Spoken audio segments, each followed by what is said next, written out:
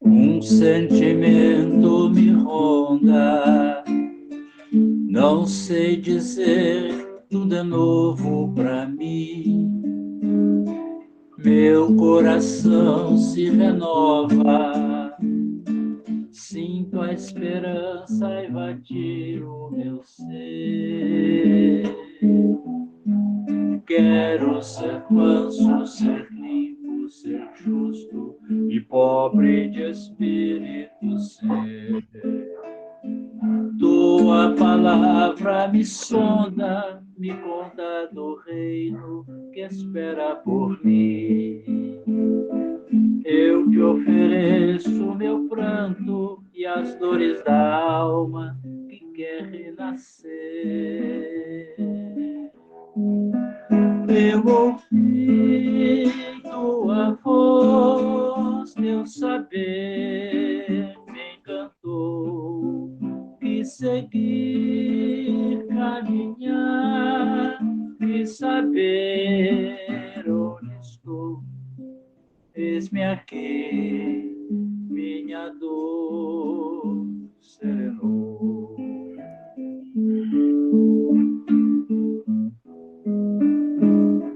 Um sentimento me ronda, não sei dizer, tudo é novo pra mim. Meu coração se renova, sinto a esperança invadir o meu ser. Quero ser manso, ser limpo, ser justo e pobre de espírito ser. Tua palavra me sonda, me conta do reino que espera por mim. Eu te ofereço meu pranto e as dores da alma que quer renascer. Eu ouvi tua voz, teu saber me encantou. Quis seguir, caminhar e saber onde vou. Eis-me aqui, minha dor serenou.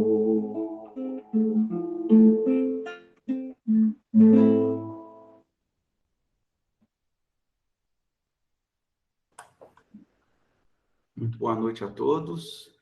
Com muita alegria que mais uma vez aqui estamos reunidos, né? Para a luz do Evangelho do Cristo, estudarmos um pouquinho mais essas palavras tão ricas de sabedoria e de conforto. Hoje o tema será Fora da Caridade não há salvação. O palestrante vai ser o Mendes, que ele vai nos trazer à luz da doutrina espírita, as explicações e os conhecimentos envoltos dentro dessa passagem do Evangelho.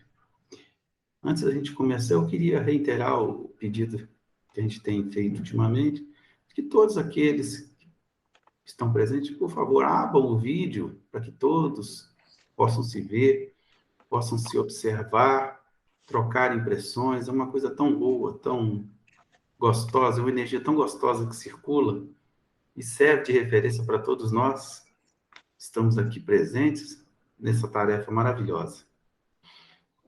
Então, vamos iniciar a nossa reunião da noite, rogando a Jesus, o Divino Mestre, o Divino Irmão, a oportunidade que nos foi dada, que o amparo não nos falte.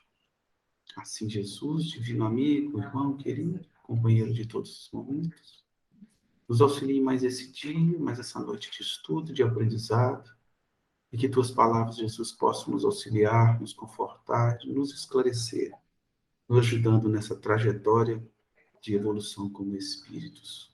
Que tua paz, Jesus querido, seja conosco, hoje, agora e por todo sempre, e que assim seja.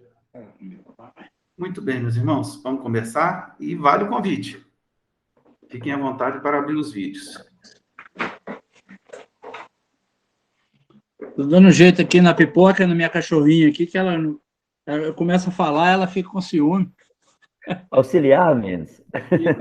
Tadinha aqui. Quando eu paro de dar atenção para ela, ela fica com ciúme. Bem, meus irmãos, meus amigos aí presentes, muito boa noite a todos. Nós vamos conversar um pouco sobre o tema Fora da caridade não há salvação. Interessante a gente começar a nossa abordagem refletindo um pouco que essa salvação, fora da caridade não há salvação, essa salvação a gente vê durante algumas passagens do Evangelho que essa palavra salvação ela é usada em várias passagens, né? Mas salvação, eu penso assim, salvar de quê? Salvar de algum perigo que a gente está correndo, salvar, fica meio vazio, assim, a explicação que a gente poderia entender por essa salvação. Então, eu estive refletindo um pouco sobre isso, e o que acontece? A nossa experiência como espírito encarnado tem um objetivo, que é a nossa evolução, o nosso crescimento, nosso aprendizado. Porque a gente aprende exatamente com o nosso irmão. Nós estamos aqui encarnados exatamente pela oportunidade que a gente tem de estar convivendo uns com os outros. É na convivência com os nossos irmãos que a gente vai aprender e vai evoluir. E essa convivência, ela está sujeita às leis de Deus, às leis divinas. Então, o homem de bem, aquele que convive bem com as pessoas, que convive bem com a natureza, com o planeta onde vive, esse homem de bem é aquele que segue as leis divinas, que segue as leis de Deus. Então, a gente vê que essa salvação ela está ligada a essa nossa evolução. Por quê? Jesus disse, há muitas moradas na casa do meu Pai. A gente tem essas passagens aí no Evangelho segundo o Espiritismo, tem um capítulo que fala sobre isso. E essas moradas são os mundos felizes, são os mundos de prova e expiação, são os mundos primitivos, que sempre a criação ela não parou. Deus sempre continua criando, espíritos continuam sendo criados, e cada um desses espíritos criados, dessas vidas que Deus cria, ela é destinada a um mundo correspondente à sua evolução, à sua capacidade de entendimento, de vivência. Então, assim, Deus está criando espíritos. Os espíritos, quando são criados, simples e ignorantes, eles começam a crescer e a aprender a caminhar no mundo primitivo, que é proporcional à sua evolução, aos seus conhecimentos.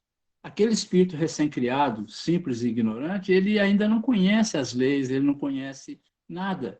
Então, ele está caminhando num mundo que também é um mundo novo, para que possam crescer juntos.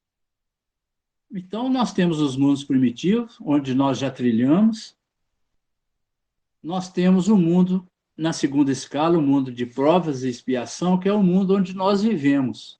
O que significa que nós vivemos muitos anos, muitos séculos encarnados em mundos primitivos, aprendendo a conviver uns com os outros, aprendendo a tecnologia, né, sendo cada vez mais avançada, a ciência, né, à frente desses desenvolvimentos. E o nosso desenvolvimento, que é a segunda asa, que é o desenvolvimento moral, ele é muito acanhado em relação ao desenvolvimento intelectual. E muitas vezes nós, né, o espírito encarnado, desenvolvido intelectualmente, ele usa essa própria inteligência desenvolvida para poder tirar proveito em relação ao seu próximo. Então, ele usa a sua inteligência, essa tecnologia avançada, muitas vezes, em detrimento do irmão, prejudicando aquele irmão, prejudicando uma região de onde ele está inserido, prejudicando um grupo de espíritos que vivem, né, próximo a ele ou que dependem das suas relações, né, profissionais, muitas vezes. Então, assim, essas atitudes todas, que são a vivência do nosso ego materialista, né, nosso orgulho cada vez mais exaltado pelas nossas conquistas, o nosso egoísmo querendo cada vez ser e cada vez ter mais sobre o nosso irmão, ter domínio sobre o nosso irmão, sobre o nosso próximo, essas características que são próprias do nosso grau de desenvolvimento, é o que nós temos que lutar contra. Então, quando nós falamos de salvação, é salvar a alma dessas dificuldades, desse orgulho, desse egoísmo, dessa vaidade. É salvar-nos de nós mesmos. O perigo somos nós mesmos, porque nós estamos com essas atitudes egoístas de orgulho, de vaidade, nós estamos dificultando a nossa caminhada cada vez mais. E a nossa caminhada para onde? Para um mundo melhor. A gente está falando muito ultimamente, né? A gente fala muito ultimamente, já há algum tempo que está acontecendo, é que nós estamos caminhando para um mundo de regeneração. O que é um mundo de regeneração? O mundo de regeneração é um mundo onde muitas dessas dificuldades que nós temos hoje, que nós vivemos hoje, não vamos ter mais nesse mundo de regeneração.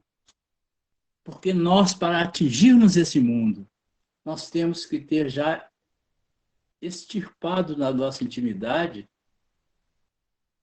essas características negativas de orgulho, de egoísmo, de querer ter mais, de querer ser mais do que o nosso irmão. Então, essas características no mundo de regeneração não vão existir mais. É um mundo que o amor vai prevalecer, ao contrário do nosso hoje.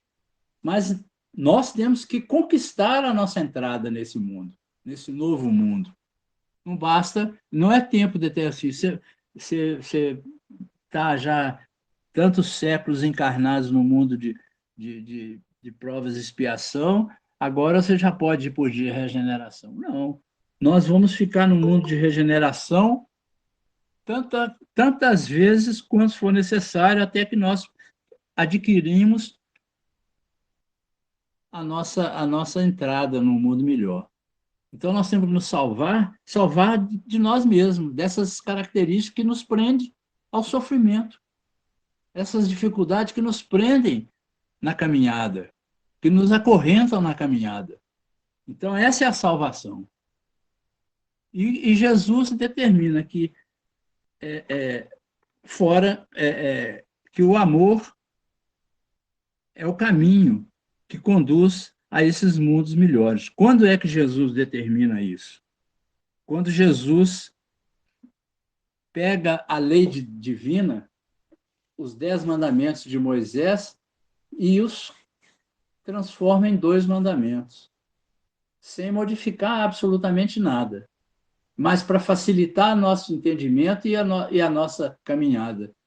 Depois que Jesus pegou os 10 mandamentos e transformou em 2 mandamentos, que é amar a Deus sobre todas as coisas e amar ao próximo como a si mesmo, ele determinou que é o amor o caminho. Chico Xavier, em determinado momento de uma entrevista, ele disse que o amor é tudo, que sem o amor nada pode acontecer, que se não tivesse sido dito fora da caridade não há salvação, ele estaria com essa verdade. Fora da caridade não há salvação, porque a caridade é amor. Então, você, com amor no coração, vivendo, colocando amor nas suas atitudes, nas nossas nas nossas vontades, né, nos nossos objetivos, o amor à frente de tudo, nós estaremos caminhando bem. Então, a gente pode transformar fora, sem amor não há salvação. É a mesma coisa. Então, e por que fora da caridade? Por que não é fora do espiritismo? Por que não é fora da religião? Por que não é fora da igreja? É interessante, porque ele podia estar dizendo assim, fora da igreja não há salvação. E é uma afirmativa injusta, né? Porque aquele que não vai à igreja não seria salvo nunca. E qual igreja? A igreja católica? A igreja evangélica? As outras igrejas aí, batista? Então, se é fora da igreja católica não há salvação, aqueles evangélicos não serão salvos. Então, essa afirmativa fora da igreja não é uma afirmativa que vem de Deus. Deus não seria injusto. E fora da religião? Qual religião? Tem também várias religiões. E aquele que não tem religião nenhuma, que é ateu, nunca vai ser, não tem, ele está fora da lista de salvos que seriam salvos, ele nunca vai atingir o patamar de um mundo feliz? Também é uma afirmativa que não é justa, que Deus não faria não criaria uma situação dessa. Aí poderia dizer, fora da verdade, poderia dizer, fora da verdade. Mas qual verdade? Cada um tem uma verdade. A verdade é uma coisa relativa. A verdade, ela tem um certo grau de entendimento proporcional a cada um dos espíritos. Ninguém compreende tudo de uma forma só ou de um nível elevado de conhecimento. A verdade é muito relativa. Qual a verdade? A verdade do catolicismo? Ou a verdade do espiritismo? A verdade da religião evangélica? Então, também não é justa a afirmação de que fora da verdade não há salvação. Então, a verdade, o que Kardec nos coloca, que é, inclusive, a base do Espiritismo, o lema do Espiritismo. A doutrina espírita tem como lema, fora da caridade.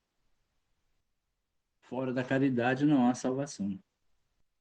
Então, se eu pegar aqui no capítulo 15 do Evangelho, o capítulo 15 do Evangelho é um capítulo que fala fora da caridade, trata esse tema. Fora da caridade não há salvação. Mas eu vou pegar o item 12, que é exatamente a fala de Paulo sobre isso. Eu vou ler um trecho aqui para a gente poder ter um entendimento. Paulo diz o seguinte: meus filhos, na máxima, fora da caridade não há salvação, estão encerrados os destinos dos homens, na terra e no céu. Na terra, porque, à sombra desse estandarte, eles viverão em paz. E no céu, porque os que a houverem praticado acharão graças diante do Senhor. Essa divisa é um facho celeste, a luminosa coluna que guia o homem no deserto da vida, encaminhando-o para a terra da promissão. Ela brilha no céu como auréola santa na fronte dos eleitos, e na terra se acha gravada no coração daqueles a quem Jesus dirá: passai à direita, benditos de meu Pai. Reconhecê-los-ei pelo perfume da caridade que espalham em torno de si. Nada exprime com mais exatidão o pensamento de Jesus, nada resume tão bem os deveres do homem, como essa máxima de ordem divina. Não poderia o Espiritismo provar melhor a sua origem do que apresentando-a como regra. Então, é a regra do Espiritismo. Por isso é que é um reflexo do mais puro cristianismo. Levando-a por guia, nunca o homem se transviará. Dedicai-vos assim, meus amigos, a prescrutar-lhe o sentido profundo e as consequências, a descobrir-lhe por vós mesmo todas as aplicações. Submetei todas as vossas ações ao governo da caridade e a consciência vos responderá. Não só ela evitará que pratique o mal, como também fará que pratique o bem. Então, porquanto uma virtude negativa não basta, é necessária uma virtude viva, ativa. Eu vou ler só esse trechinho para a gente ver o quão é importante essa caridade, né?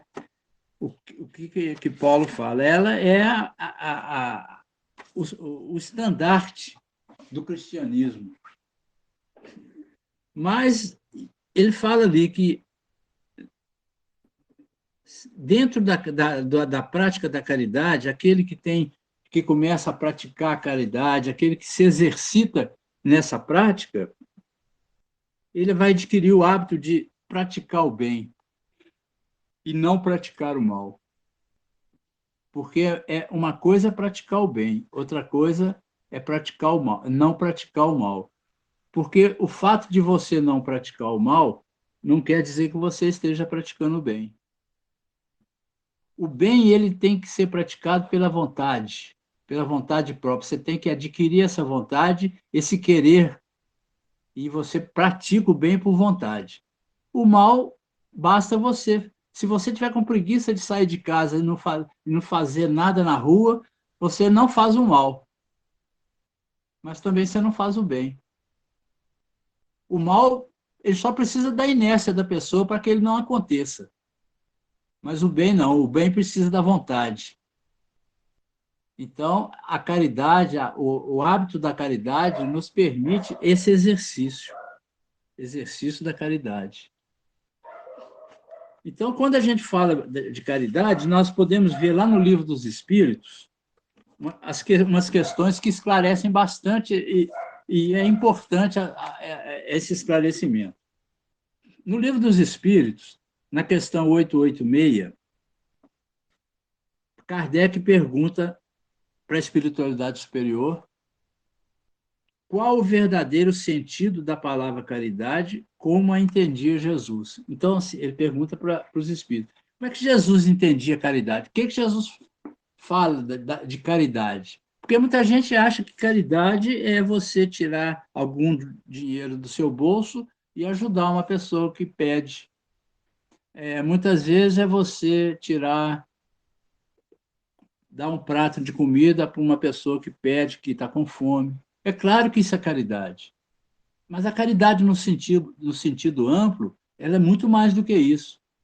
Porque tem a caridade material, que é essa que nós tiramos do nosso bolso um dinheiro para dar a alguém, nós pagamos um prato de comida para quem está com fome, nós tiramos uma roupa, um agasalho e damos para alguém. Essa é a caridade material. É a caridade mais fácil de fazer, conforme os Espíritos explicam para a gente. Mas a caridade, no âmbito mais amplo, é a caridade como entendia Jesus, que é o que Kardec pergunta para a espiritualidade. Como é que é essa caridade? E a espiritualidade responde o seguinte: benevolência para com todos, indulgência para com as imperfeições alheias e o perdão das ofensas. O amor e a caridade são o complemento da lei de justiça. Porque amar ao próximo é fazer-lhe todo o bem que está ao nosso alcance e que gostaríamos que fosse feito a nós mesmos. Tal o sentido das palavras de Jesus: amai-vos uns aos outros como irmãos. Fazei ao seu próximo aquilo que você gostaria que fizesse a você. Ou não faça ao seu próximo aquilo que você não gostaria que fosse feito para você. Então, essa caridade é o famoso, né, a sigla BIP, benevolência para com todos. indulgência para as imperfeições alheias e o perdão das ofensas. E aí o Kardec complementa o seguinte: a caridade, segundo Jesus, não está restrita à esmola. Ela abrange todas as relações que temos com os nossos semelhantes, quer sejam nossos inferiores, nossos iguais ou nossos superiores. Ela nos ordena a indulgência, porque nós mesmos temos necessidade dela. Ou seja, nós devemos ser indulgentes com o nosso irmão, com o nosso próximo, porque nós precisamos que eles sejam indulgentes conosco, porque nós não somos perfeitos, nenhum de nós. Todos nós somos iguais. Todos nós estamos no mesmo barco, no mesmo nível, mesmo grau de evolução. Evidentemente, o que faz a diferença, o que nós temos de diferente é que são as dificuldades. Uns têm umas dificuldades a mais do que o outro, diferente do outro. Não quer dizer que eu não tenha a mesma dificuldade que o meu irmão tem. Muitas vezes essa dificuldade ela está adormecida ainda na minha intimidade. Eu a tenho como experiência de vidas passadas, mas adormecida na minha intimidade, enquanto que o outro já deixou que ela despertasse para as suas atitudes, para os seus atos. Então eu não posso começar a julgar aquela atitude do meu irmão, porque muitas vezes eu tenho a mesma dificuldade dele que ainda não se manifestou em mim, mas pode manifestar a qualquer momento. Então a indulgência é exatamente isso, eu não julgar, não ser o juiz, o carrasco e condenar aquele meu irmão por determinada atitude que ele tenha tomado, porque eu posso muitas vezes fazer coisas piores do que ele. Eu preciso também da indulgência das pessoas. Proíbe nós de humilhar o infortúnio, contrariamente ao que se pratica muito frequentemente. Então, assim, humilhar o infortúnio, a gente mete o pau. É o que acontece frequentemente. Se uma pessoa rica se apresenta, tem-se por ela 1000 atenções, 1000 amabilidades. E se é pobre, parece não haver mais necessidade de se incomodar com ela. Quanto mais sua posição seja lastimável, mais se deve respeitar antes de aumentar seu sofrimento pela humilhação. O homem verdadeiramente bom procura realçar o inferior aos seus próprios olhos, diminuindo a distância entre ambos. Então, isso é ser indulgente, né? Jesus diz também, isso aqui na questão 887, isso é o Kardec falando. Jesus disse também: amai mesmo vossos inimigos. Ora, o amor por nossos inimigos não é o contrário às nossas tendências naturais e a inimizade não provém da ausência de simpatia entre os espíritos? Então, o Kardec pergunta para a espiritualidade.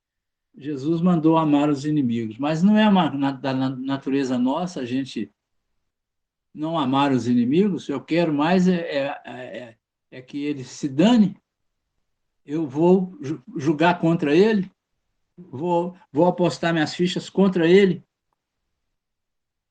Se isso é da natureza, não é da nossa natureza. E a espiritualidade vem dizer o seguinte: sem dúvida, não se pode ter pelos inimigos um amor terno e apaixonado. Não foi isso que ele quis dizer. Amar os inimigos é perdoar-lhes e restituir bem por mal. Por esse meio, tornamo-nos superiores. Pela vingança, colocamos-nos abaixo deles. Então, a gente tem que essa caridade, então a gente pode notar que ela realmente é um sentido muito amplo, bastante amplo. Nós temos que ter a benevolência para com os nossos irmãos. O que é a benevolência? Eu tenho que me colocar no lugar do outro toda vez que eu ver ou sentir que o outro está tendo uma dificuldade numa relação, num relacionamento. Eu tenho que me colocar no lugar daquele que me ofende, que me agride, procurar ver o que ele está passando, por que ele age dessa forma. Ele muitas vezes não tem o entendimento que eu tenho. Ele muitas vezes está passando por processo de sofrimento que eu não conheço e que muitas vezes eu também, se estivesse passando por aquele mesmo processo de sofrimento, eu estaria tomando uma atitude semelhante à dele, ou pior. Então, isso é benevolência, eu colocar no lugar do irmão e observar as dificuldades que ele tem, que estão fazendo com que ele tome essa atitude que está me agredindo.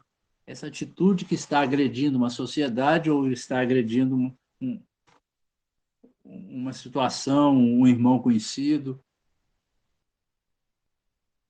um irmão, um colega de trabalho, o próprio familiar, às vezes um irmão agredindo o outro dentro da própria família.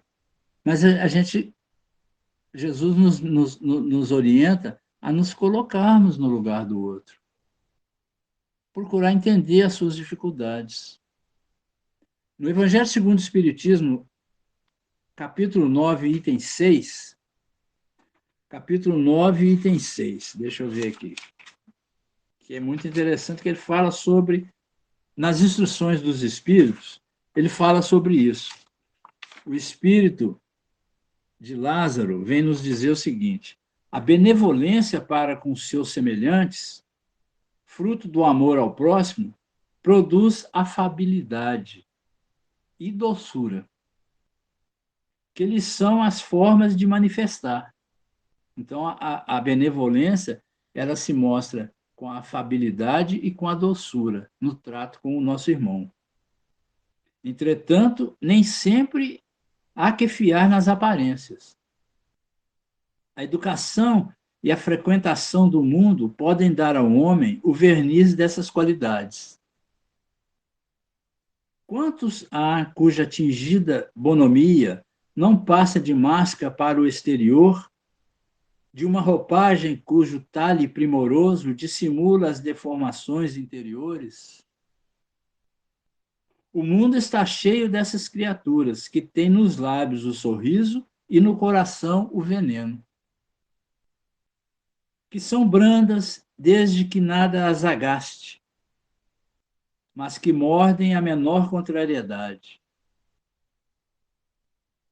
cuja língua, de ouro quando falam pela frente, se muda em dardo peçonhento quando estão por detrás.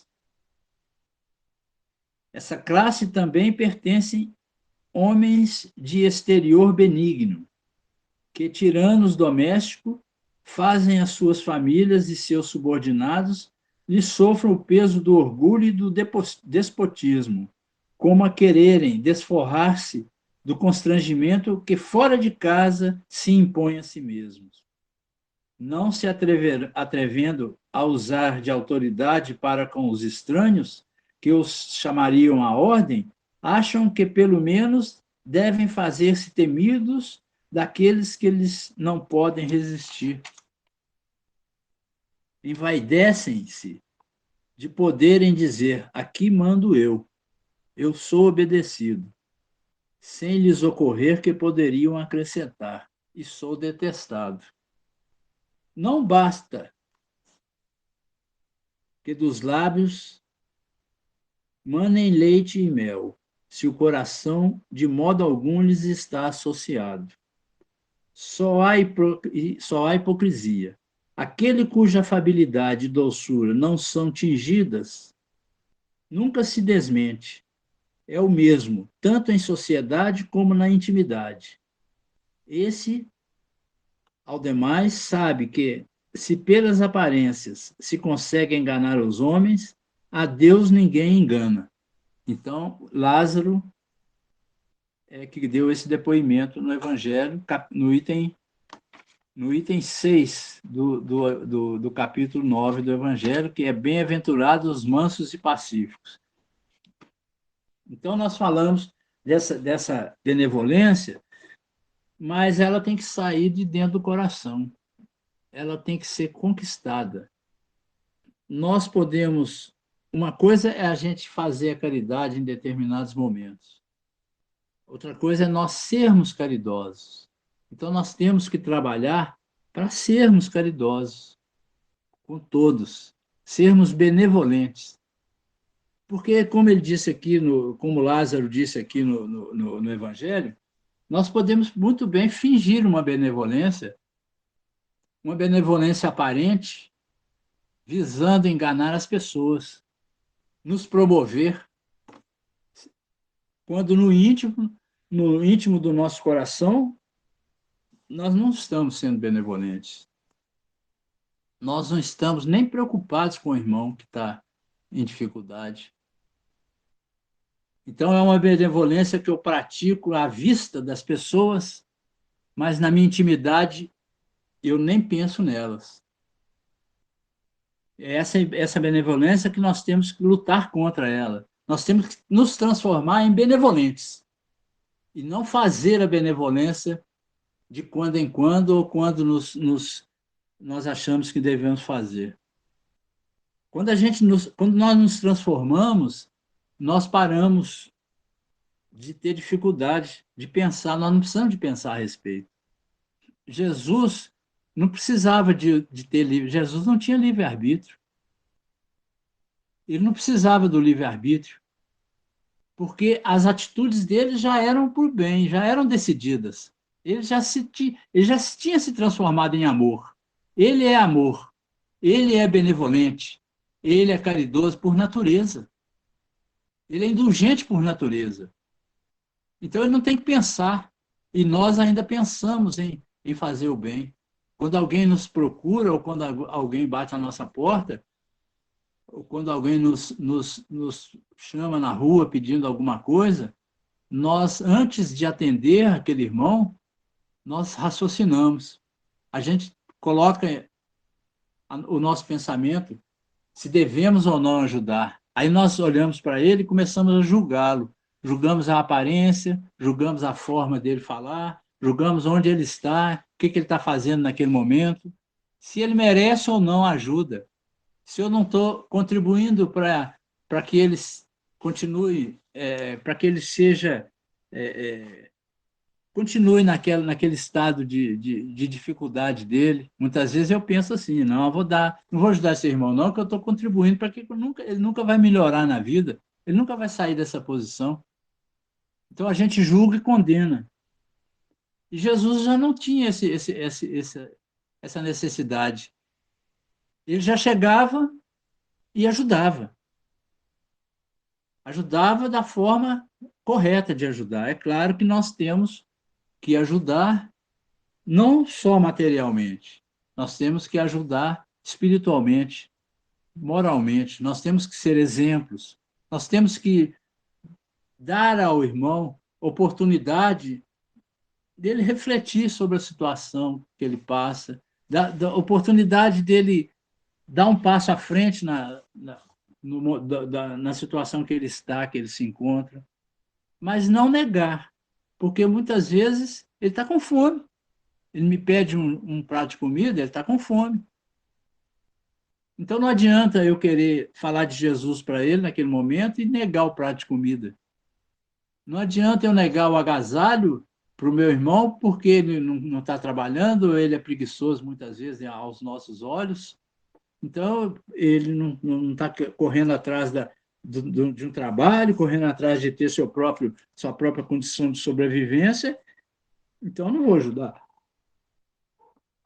Não é isso que Jesus faria. Então, essa benevolência, ela tem que partir do fundo do nosso coração. Nós temos que nos transformar em benevolentes. Aos poucos, é claro, não é de um dia para o outro. E a indulgência? A indulgência é a mesma coisa. Nós temos que ser indulgentes com o nosso irmão, com as dificuldades dele, sem querer fazer alarde, sem querer humilhá-lo, mostrar, colocar no jornal, né? Colocar no jornal a dificuldade do irmão, mostrar para todo mundo. Muitas vezes eu vou ajudar uma pessoa que me pede uma ajuda, mas eu faço questão de ajudar aquele irmão, mas colocando para ele uma série de situações que o humilham. Então, aquela ajuda, ele muitas vezes se arrepende até de ter pedido aquela ajuda, o tanto que ele muitas vezes fica humilhado. É a mesma situação da benevolência. E no capítulo 10, no item 16, Allan Kardec vem nos falando dessa indulgência. Ele fala o seguinte: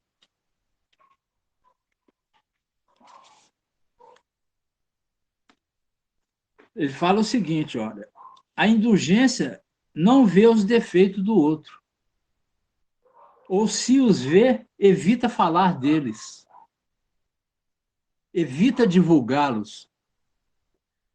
Ao contrário, oculta-os, a fim de que se não tornem conhecidos, senão dela unicamente, e se a malevolência os descobre, tem sempre pronta uma escusa para eles. Escusa plausível, séria, não das que com aparência de atenuar a falta, mas a evidenciam com a pérfida intenção. A indulgência jamais se ocupa com os maus atos de outro, a menos que seja para prestar um serviço. Mas mesmo nesse caso, tenha o cuidado de os atenuar quanto for possível. Não faz observações chocantes. Não tem nos lábios censuras, apenas conselhos. E as mais das vezes velados. Ou seja, a pessoa, aquele que é indulgente, ele chama o outro em particular para conversar, para mostrar para ele o engano que ele está cometendo, para colocar para ele a situação, ajudá-lo nessas reflexões, para que ele possa se modificar sem precisar de fazer alarde, sem precisar de contar para as pessoas, sem precisar de deixar esse irmão humilhado.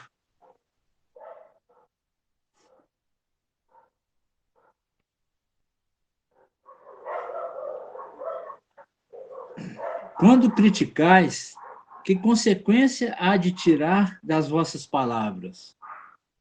A de que não tereis feito o que o culpado?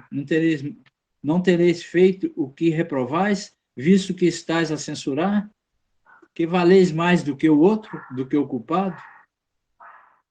Quando será que ó homens, quando será que julgareis os vossos próprios corações e os vossos próprios pensamentos, os vossos próprios atos, sem vos ocupardes com o que faz os vossos irmãos?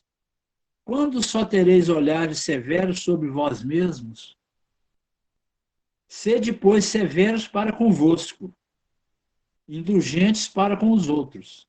Lembrai-vos daquele que julga em última instância, que vê os pensamentos íntimos de cada coração e que, por conseguinte, desculpa muitas vezes as faltas que censurais, ou condena o que revelais, porque conhece o móvel de todos os atos. Lembrai-vos de que vós, que clamais em altas vozes, anátema, tereis, quiçá, cometido faltas mais graves. Sede indulgente, meus amigos, porque a indulgência atrai, acalma, ergue, ao passo que o rigor desanima, afasta e irrita. Um espírito protetor, José. Tá vendo? Então, a indulgência é uma outra, é a segunda face da caridade. Então, quando Jesus fala, caridade é benevolência, indulgência e o perdão das ofensas. Então, essa indulgência é a segunda parte da caridade. nós temos que ser benevolentes, temos que ser indulgentes. Se nós observarmos as orientações de Jesus, as bem-aventuranças, elas seguem uma linha de sequência, muitas vezes, para que se aconteçam. As bem-aventuranças é uma delas. Jesus pregou as bem-aventuranças numa ordem, que é uma ordem evolutiva. Eu digo isso porque essas três faces da caridade, benevolência, indulgência e perdão, elas são, a gente sabe que são difíceis de nós conseguirmos nos transformar para que sejamos indulgentes, benevolentes e perdoamos os nossos inimigos, perdoamos as faltas que fazem contra nós. É claro que nós, não estou dizendo que a gente não consegue fazer isso, mas é difícil, porque isso também segue essa sequência desses eventos, dessas execuções. As bem-aventuranças, Jesus prega, né? Primeiro, sede, né? Bem-aventurados os pobres de espírito. Né? Começa por aí. Para que nós possamos adquirir as virtudes seguintes, nós precisamos de estar abertos a essas virtudes. E para estarmos abertos a essas virtudes, nós temos que ser pobres de espírito. Pobre de espírito é aquele que está aberto a aprender, que não se julga melhor do que o outro, que não se julga o dono da verdade. Que tem muita gente que acha que não precisa de Deus, que é o bastante inteligente para poder construir a sua própria vida. E constrói uma vida até materialmente falando, bem organizada, muito comum, com certo conforto, e se julga, então, por isso, que ele é o autor dessas conquistas, que ele é o inteligente. E não está nunca aberto para entender que Deus lhe deu essas qualidades, essas facilidades de aquisições, essa inteligência muitas vezes mais privilegiada, para que ele possa usar desses atributos para ajudar o seu próximo. Então, ele não entende dessa forma. Então, esse não é pobre de espírito. Ele não está aberto a poder ouvir ou a poder refletir sobre isso que nós estamos conversando, sobre ser benevolente, sobre ser indulgente. Então, ele tem uma certa ordem no aprendizado dessas virtudes. Nós conseguimos sempre uma virtude quando a gente já venceu a anterior. Aí nós conseguimos a próxima. Então, sermos benevolentes é a primeira situação que a gente tem que trabalhar.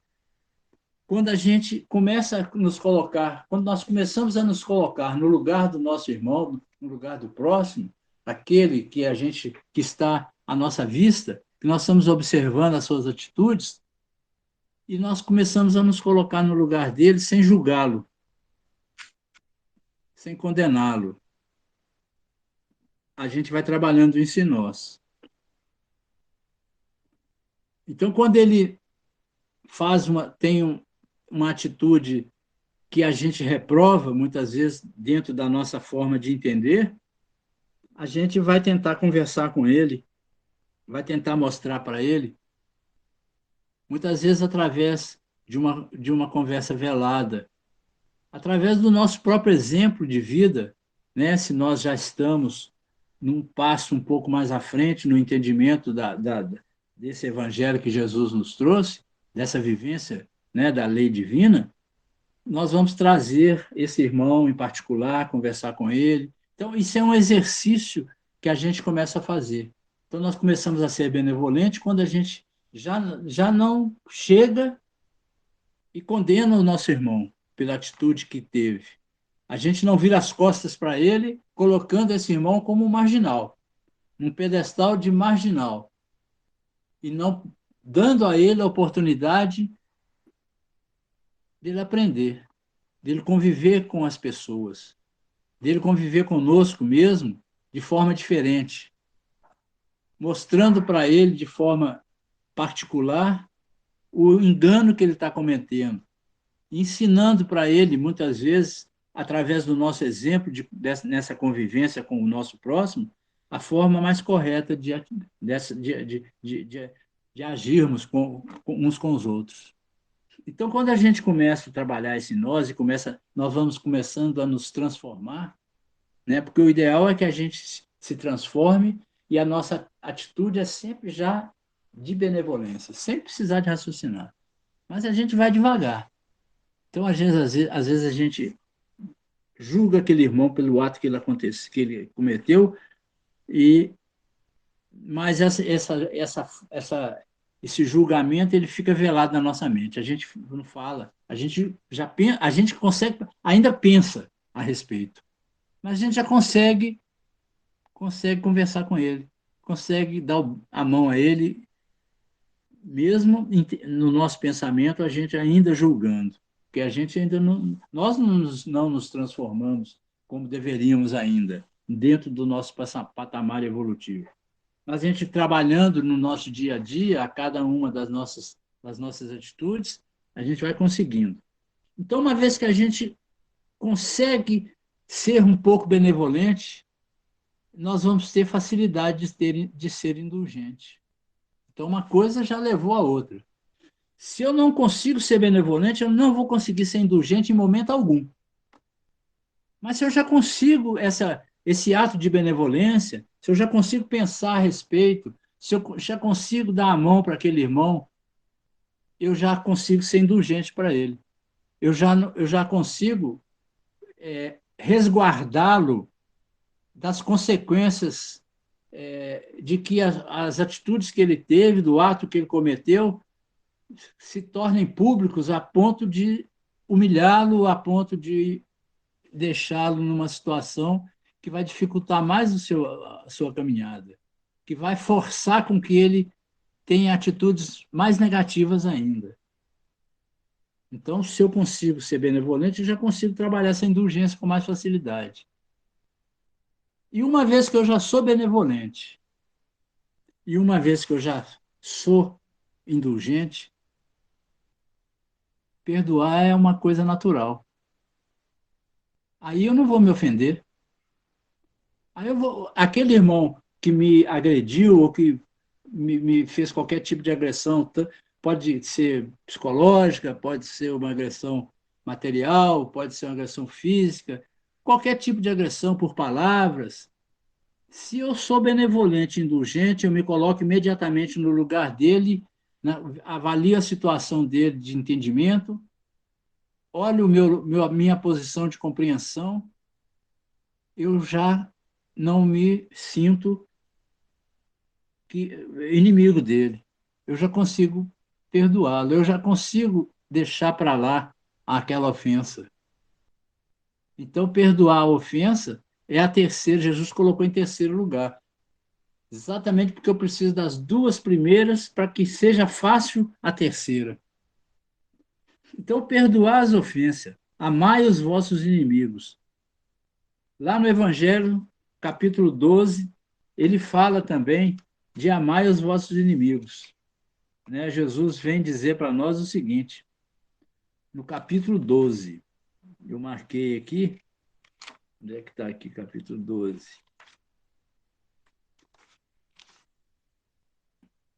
Amar ao próximo como a si mesmo. Capítulo 11, capítulo 12. Amai os vossos inimigos. Jesus diz o seguinte, está lá em Mateus, capítulo 20, capítulo 5, versículo 20. Aprendeste o que foi dito. Amareis o vosso próximo e odiareis os vossos inimigos. Eu, porém, vos digo, amai os vossos inimigos. Fazei o bem aos que vos odeiam e orai pelos que vos perseguem e caluniam, a fim de serdes filhos do vosso Pai que está no céu e que se levante o sol para os bons e para os maus, e que chova sobre os justos e os injustos. Porque se só amardes os que vos amam, qual será a vossa recompensa? Não procedem assim também os publicanos? Se apenas os vossos irmãos saudardes, o que é que com isso fazeis mais do que os outros? Não fazem outro tanto os pagãos? Está no Mateus, capítulo 5, versículo 43 a 47. E aí, no Mateus, capítulo 5, ele fala: Digo-vos que, se a vossa justiça não for mais abundante que a dos escribas e dos fariseus, não entrareis no reino dos céus. Então, mais uma vez, ele fala aqui do reino dos céus. Esse reino dos céus é exatamente a salvação que nós temos que nós trabalhamos por ela. A salvação, a nossa salvação de nós conseguirmos vencer as dificuldades que temos para conseguirmos galgar esse patamar. Então, fora da caridade não há salvação. Fora da caridade, a gente pode entender, se nós não formos benevolentes, se nós não formos indulgentes com as imperfeições do nosso irmão, se nós não perdoarmos as ofensas e aqueles que nos ofendem, nós não conseguiremos galgar aquele degrau evolutivo que nos leva ao reino do céu. O que é o reino dos céus? O reino dos céus são as situações felizes que a gente vai poder viver. Toda vez que a gente está feliz, a gente está um pouco no reino do céu. Então, se eu tenho a minha caminhada pautada nos ensinamentos do Cristo, no evangelho que ele nos trouxe, na boa nova, né, vamos assim dizer, eu estou com o pé nesse reino dos céus. E eu estou me candidatando a passar como os primeiros para um mundo melhor. Eu não estou me prendendo a um mundo de sofrimento, prendendo no sentido de que eu preciso continuar aqui porque eu não aprendi direito. Eu preciso continuar no mundo de provas e expiação, num mundo que é onde prevalece o sofrimento, convivendo muitas vezes com pessoas que estão me agredindo, porque a lei de causa e efeito vai se fazer presente na minha vida, porque é dano que se recebe, então eu vou colher as plantações que eu vou fazendo pelo caminho, e essas plantações, essas semeaduras que eu faço pelo caminho, muitas vezes são de frutos amargos, são de espinheiros, e que eu tenho que colher. Então, eu estou me prendendo a essas situações se eu me recuso a trabalhar em mim essas mudanças que me fazem conseguir o salvo-conduto para um mundo melhor. Me fazem conseguir ser caridoso. E não fazer a caridade de vez em quando, mas ser caridoso. Porque é só através da caridade que eu consigo, cada vez mais, a felicidade. Então, eu acho que eu cheguei no término, né? Eu gostaria de saber se tem alguma pergunta a ser respondida. Eu vou passar a palavra para o Antônio. Dando uma olhadinha aqui, Mendes, não tivemos não, tá? Então nós vamos aproveitar, nós estamos aí por uns minutos aí para o final. Vamos aproveitar então para os recadinhos, né, Paulo? Isso aí, pessoal. Aproveitando o ensejo, né?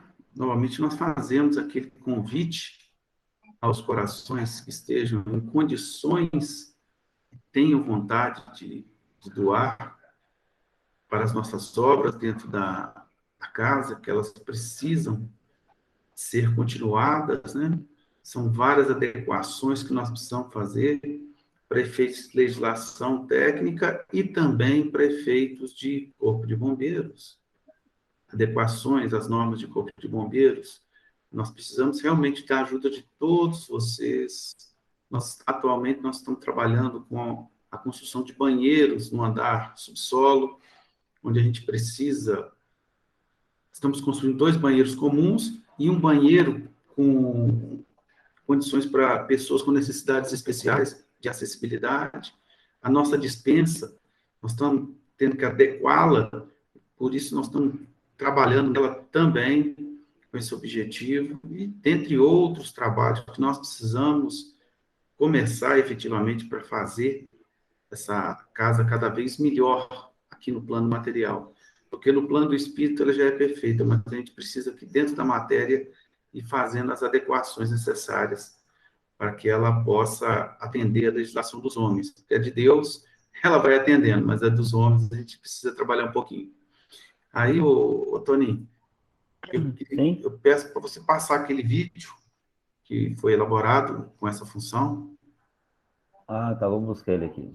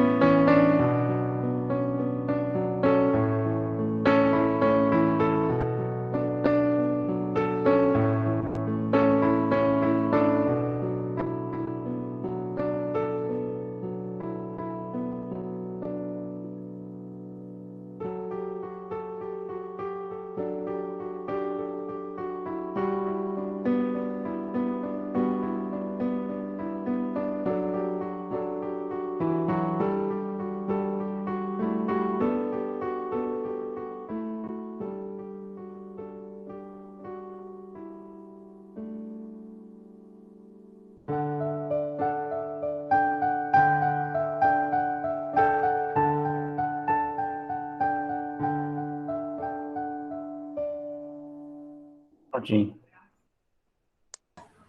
É isso aí, pessoal. Esse vídeo ele tem por objetivo realmente tocar os corações de todos nós, né? Para relembrarmos a importância da gente nos dedicar a uma causa maior, nos dedicar a um objetivo maior. E nesse momento, realmente, nós estamos precisando da ajuda de quem tem a condição e se sinta tocado em ajudar.